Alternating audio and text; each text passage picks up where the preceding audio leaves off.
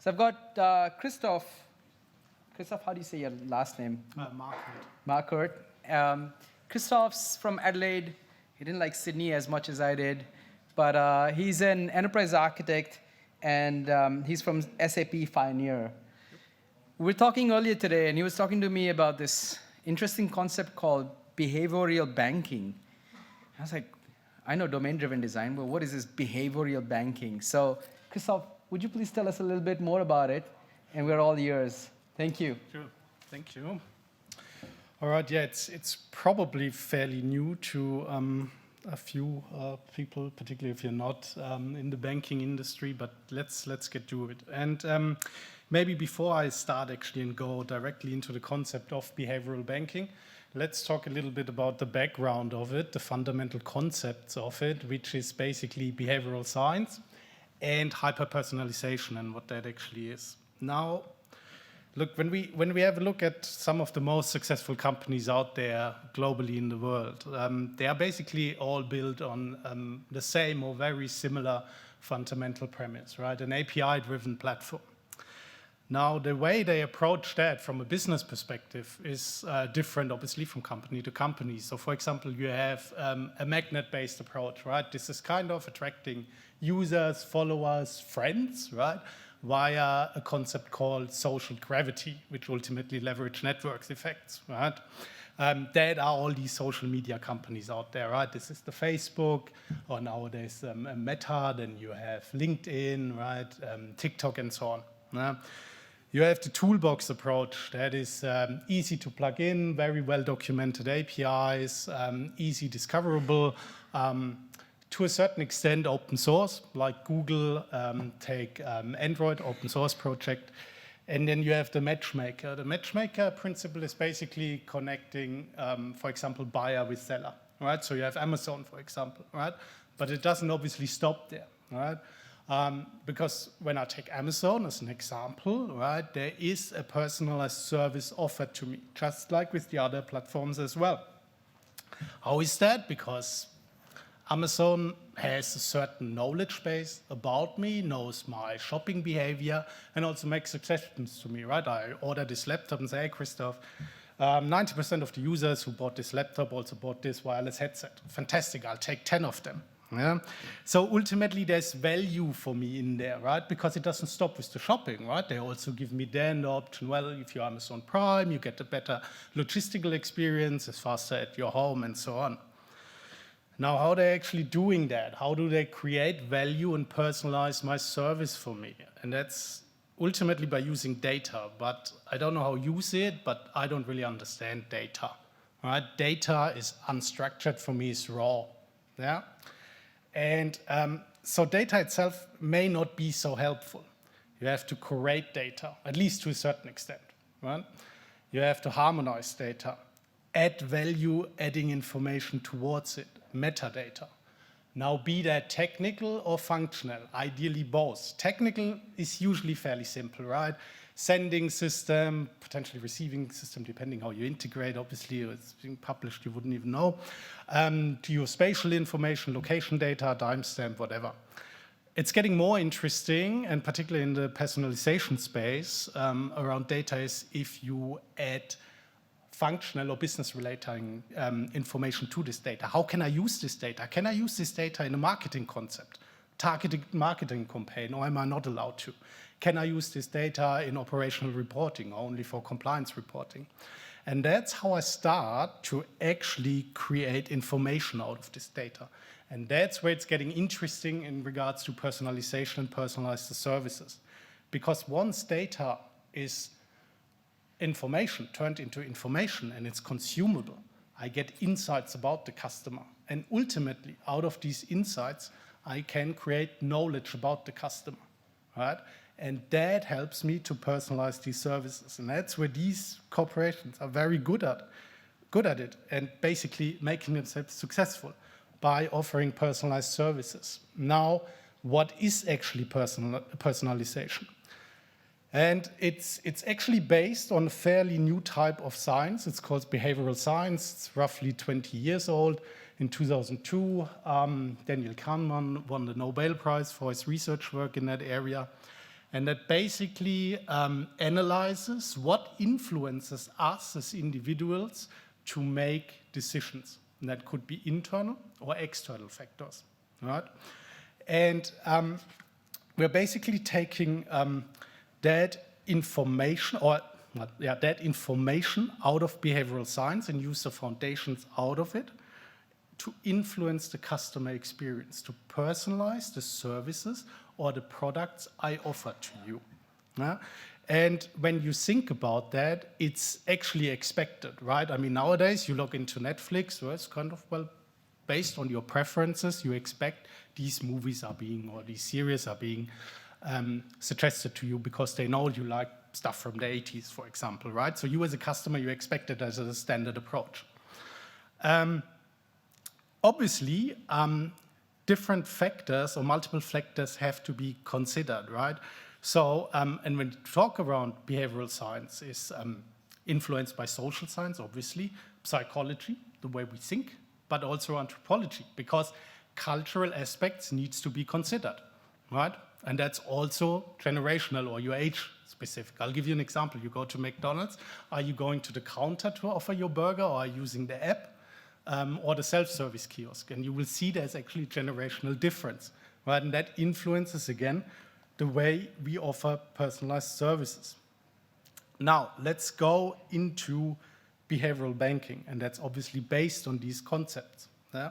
So what is it? And that is basically that I use insights, which I gained from my customers, yeah? Out of turning data into information, into knowledge, right? To improve their financial well-being by offering tailored products to them. Yeah? Now, how do I do that?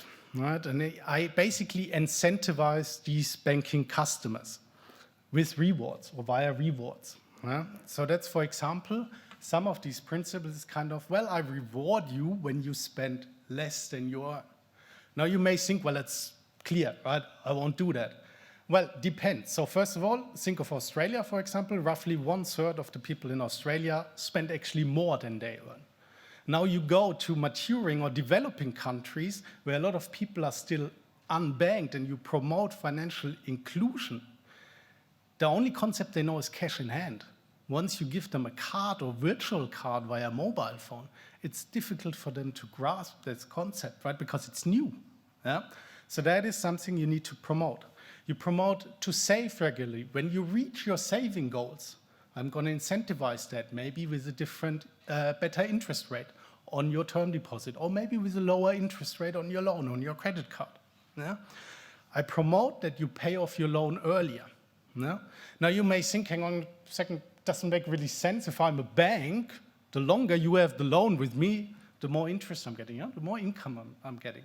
But that's only half of the truth. There's actually proven benefits from such a concept.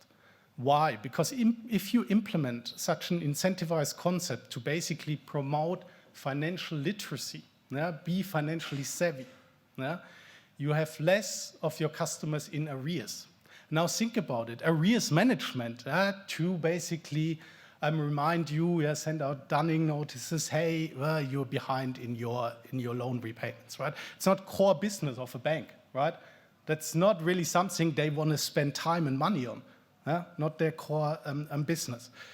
They have also, banks who implement such a concept, they actually have a higher deposit rates, basically cash sitting in bank accounts of customers, right? Now all that represents theoretically a liability for bank, obviously, but part of it can be used again as a cheap source of funding, right? So you're actually benefiting from that as a bank, right? Increased earnings, and that is particularly in the area of cross-selling and upselling. Because if I, as a financial institution, support you to be financially literate and achieve your savings goals or your loan repayment goals faster, they appreciate that actually, right? So your possibility to cross-sell or to upsell is actually higher, right? And another part is actually in the area compliance, but I think that's more in, I would say, maturing countries where there are still a lot of unbanked people there. So they want to promote to basically bank the unbanked people and promote financial inclusion as part of new digital banking license in Philippines, for example. When you read through that, it's mentioned in there, now in Malaysia as well. But if you don't do that together with financial literacy, which behavioral banking promotes, then it's kind of, you may miss the goal, because why would you build schools without really teaching them, right? Someone who never had a bank account, you need to educate them, right? What that actually means, right? And when you go in developing countries, like, for example, South Africa, one of my customers in South Africa, right? The number of people who are not financially literate is significantly higher than in developed countries like Europe, Australia, and so on. Yeah. Okay, so I talked a bit about anthropology actually as part of or background of behavioral science. And behavioral banking really targets a certain group from an age perspective, right? It's not really targeted, let's say, towards the retiree. Yeah? It's more towards, let's say, middle-aged and younger generations, right? Because it really is built on a fully digital experience, right? And that comes then with the fact, well, you basically address that to a certain age base of people. All right, so it's first of all, it's completely a mobile-led onboarding process over account origination through to executing your payments. Now, gamification and active rewards, that is actually something which goes hand in hand, because I can only incentivize you to be financially savvy if you are motivated to do so, if you see some sense behind that, right? So if you reach your saving goals, right, consecutively over 12 months, you may get your, I don't know, 50,000 frequent flyer points, for example, right? So the reward system doesn't necessarily need to sit within the bank. I can reward you or incentivize you, for example, with a lower interest rate. And that's, for example, mentioned here on the right-hand side with dynamic interest rates, right? It dynamically adjusts how you behave as a customer. But it doesn't necessarily need to be, right? And that is the active reward system, which is basically relying on a broad ecosystem. But then obviously integration is important, right? Opening that up via APIs to a very broad set of partners, right? And have integrated offerings. And obviously maximizing your digital service points. And that is basically, for example, towards your customer relationship management system, right? Where you then promote targeting offerings to the customer. Again, and that is fundamentally considering the personal circumstances a customer have. That is who I am, where I live, but what my personal circumstances. Am I a young family father, right? Am I a single income earner, and so on. Because based on that, I may have different goals, which I want to reach. And that incentivizes basically my behavior. Now, how do we actually enable behavioral banking, right? And that is with one of our clients, we actually implemented exactly that concept, what you're seeing here. It usually starts with a fairly simple product, right? So you usually don't start with the most complex loan product you have out there, but more with a transactional or savings product, and usually linked to a card, be that a physical card or virtual card, as your transactional vehicle, all right? And then you're basically attaching that to dynamic interest rates, because your dynamic interest rates are basically based on the way you financially behave. And that is triggered out of your analytical system, right? Obviously not of your account management system, obviously not of your payment processing system. There are different purposes for that, but out of your analytical system, where you analyze customer behavior, and then, based on the decision you made out of this analytical system, push them back via APIs into your corresponding, for example, core banking system via a concept we, from SAP Fioneer, at least we call as financial conditions, right? Which could be standardized, or in the concept of behavioral banking, highly individualized, right? Because your conditions be it now your interest rates, your fees, and so on. They are obviously multidimensional, right? There are a lot of aspects you have to consider from a behavioral perspective in order to set, for example, a fee for you, be it account maintenance fee, be it your interest rates on your savings account, loan account, and so on. Yeah? And that is individual. Yeah? Maybe different for you than it is for me. Yeah? And obviously, I need to access that all via an intuitive app, because if I don't really understand basically the navigation around my payments, around my accounts, the products I do have with the bank, and what opportunities I have from a reward perspective, and which partners I could use, for example, then you're probably missing the point around behavioral banking. Time a little bit. Okay, so what are key architectural aspects? And from an architectural perspective, it's important, obviously, resilience, right? You need to have a system which is highly scalable, highly reliable, highly resilient, because that obviously provides your rock solid operational foundation in this setup, right? If your account management system is down, if your payment processing system is down, it probably doesn't bring the best customer experience towards your customers. So that's really a rock solid foundation, and that really doesn't differentiate you on the market, but I'll come to that in a second. Yeah? Now, with the right architecture in place, it actually provides your business team, particularly your product team, for example, with the flexibility and agility they need to design products which are attractive to you as a customer. Right? For example, you could roll out a new savings account as part of the upcoming Qatar World Soccer Championship, right? And saying, well, because I know actually Christoph, who's your favorite player, right? Based on each goal your player scores, we may reduce your interest rate on your loan by obviously a very small after the dot percentage point, right? And for every round your favorite team actually progresses, right? This interest rate will be basically lowered over an extended period. And that was actually rolled out by one of our customers. It was Postbank in Germany, who exactly had a very similar offering for that one. Right? So the right architecture here basically supports this creativity from a business perspective. Right? Because ultimately technology enables your business operations and your products. Right? It doesn't differentiate you out there. Right? And it obviously also drives the way you design and build your applications to differentiate yourself on the market out there. Now, how do you actually do that? And that's where we're basically saying, well, it's a layered approach, right? I mean, from an infrastructure perspective, you pick a hyperscaler usually of your choice, right? And now with more and more multi-cloud approaches going out there usually a lot of financial institutions don't only go with one cloud provider, but with at least two or multiple of them. Yeah?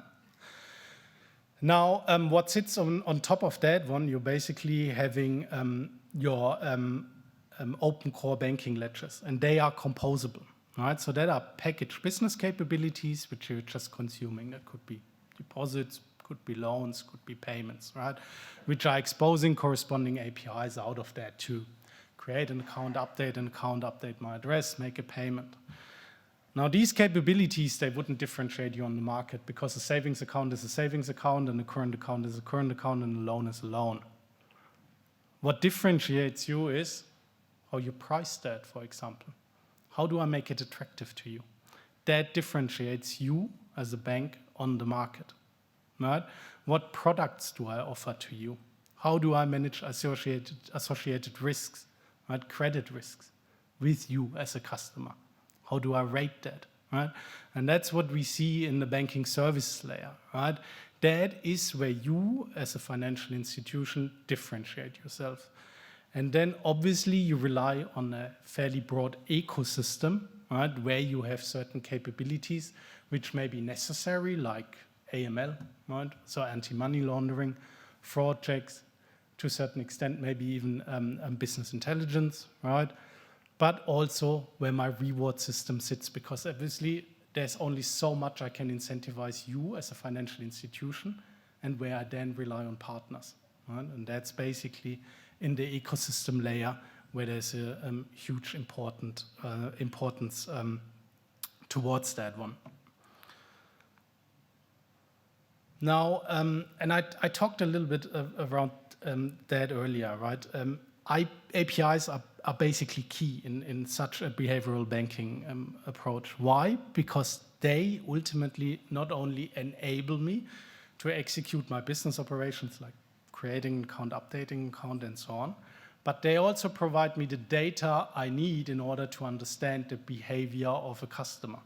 And again, if that data is not enriched and not curated, I may not get the insights and the knowledge of the customer out of it, right? If I don't do that, right? And that's something what we label as smart data, which is obviously harmonized. Okay. Now, how do we help our customers to basically achieve a fully digital banking experience, right? And so one area I think it's fairly important. Obviously, your hot data footprint needs to be accessible real time, right? And that's where we see a value of an in-memory database, right? Because that just makes your your information, I would say, not data, your information, accessible extremely quickly, right? Compared to an on-disk database. Now, obviously, there are costs associated to it, right? Storing information or data in memory is obviously quite a bit more expensive than disk storage, right? And that's where you basically, where we differentiate to store hot data in memory versus warm data and cold data on cheaper disk storage. Still real-time accessible, but the access times are different, right? Hot data accessibility, for example, is, I'm talking here milliseconds, right? Maybe 100, 150 milliseconds. Warm data, cold data, access times maybe in the higher milliseconds areas, like 600, 700, 800 milliseconds, if not even seconds. Yeah? But ultimately, that's important to enable basically the information that your surrounding systems need in order to behave behavioral services towards, or let's say personalized services towards your customer. Yeah? If you're not able to do so, you probably fail to, or it would be very difficult to implement the concept of behavioral banking. Now, that needs to be integrated into an omni-channel approached UI, because for me as a customer, it doesn't matter. I want to pick and choose where I perform my banking services onto. Is it an iPad? Is it a phone? And maybe the journey stops somewhere with my account origination. I start on my phone, continue on my iPad, and then maybe finish that on my laptop, for example, right? Yeah. Yeah. Okay. Yeah. I think I'm also more or less done. So yeah, maybe one more point, and then stop. It's a smart operational data distribution, right? And that is basically where you're basically you're making your information accessible real time out of the corresponding system, like your account management system, payment processing system, enrich them with corresponding value, adding information. Again, that's not only technical, but also from a business perspective. The technical part is easy. How to use data, or how you can use it from a business perspective, is the challenging part. All right, thank you. Thank you. Thanks, Christoph. Any questions before we move on to our next speaker?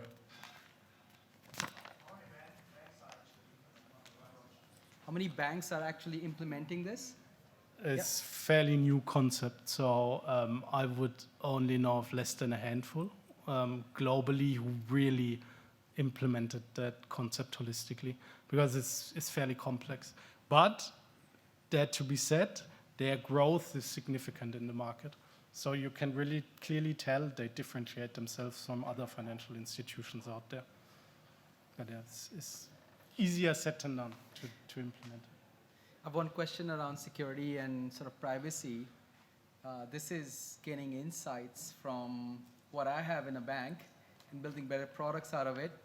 what about the rules and the privacy stuff? Does that need to change as well, or does it remain the same? Yeah, that's interesting from country to country, right? Yeah. What can you actually use as a financial institution, for example, as insights of your customer, and what I can't use? Take, for example, I know that you go every Friday to a liquor shop. As a financial institution, can I use that as an information to use that for your insurance premiums, for example, or not, right? And the next one is with consent and entitled management to your broader partner ecosystem. Yeah. What can you share? What I'm not allowed to share? And what does the customer want to share? Yeah. Let's carry the conversation outside with Christoph, and thank you for the talk, Christoph. Thank you very much.